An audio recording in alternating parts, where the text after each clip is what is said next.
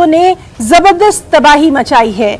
बड़े पैमाने पर सरकारी इमलाक को यहां भी नुकसान पहुंचाया गया।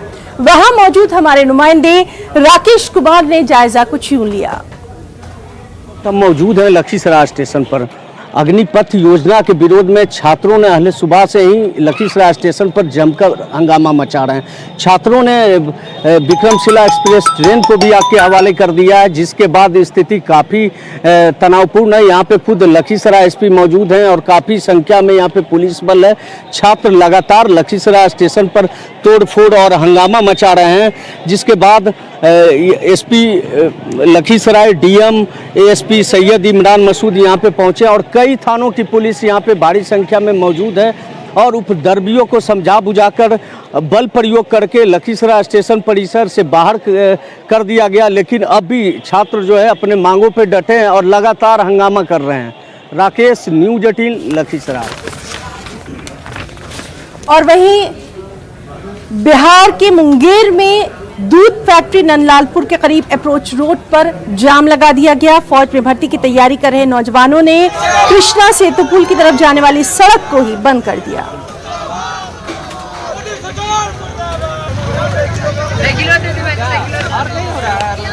अभी तो है, हम तो आइए भागलपुर से एक छुट्टी पे।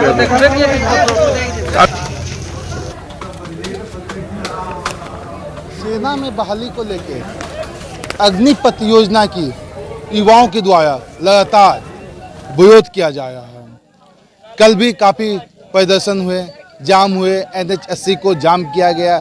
आज भी ये कंटिन्यू है। मैं इस वक्त मौजूद हूँ मुंगेर के गंगा पुल पे। जो पुल जो मुंगेर शहर का लाइफलाइन है, आज युवाओं ने उस लाइफलाइन को बंद किया है।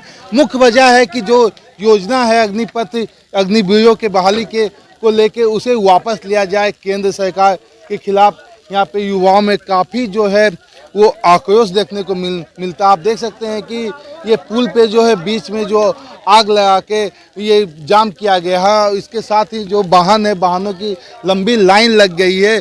जो युवा है, जो खासकर सेना की बहाली के लिए काफ़ी समय से प्रयास में है तथा अपने आप को फिट करने में लगे हुए हैं, वो युवा यहाँ पे मौजूद हैं ताकि जो अग्निपथ की जो योजना है वो केंद्र सरकार वापस ले ले। कुछ युवा भी साथ में, हम उन्हीं से जानेंगे आखिर विरोध प्रदर्शन क्यों। ये जो आंदोलन हो रहा है ये TOD के विरोध में है।